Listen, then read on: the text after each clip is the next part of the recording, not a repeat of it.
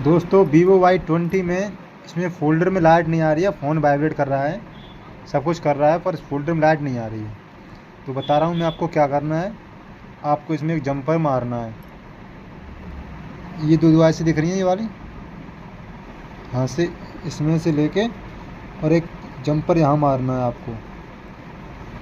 और ये वाली जो आईसी है ये दोबारा से निकाल के चेक कर लो, ठीक है। अगर ये ठीक है तो 100% लाइट आएगी। अगर इस जंपर मारने से लाइट नहीं आ रही तो इस आईसी को चेंज कर लेना, आपकी प्रॉब्लम 100% सॉल्व हो जाएगी। ठीक है दोस्तों।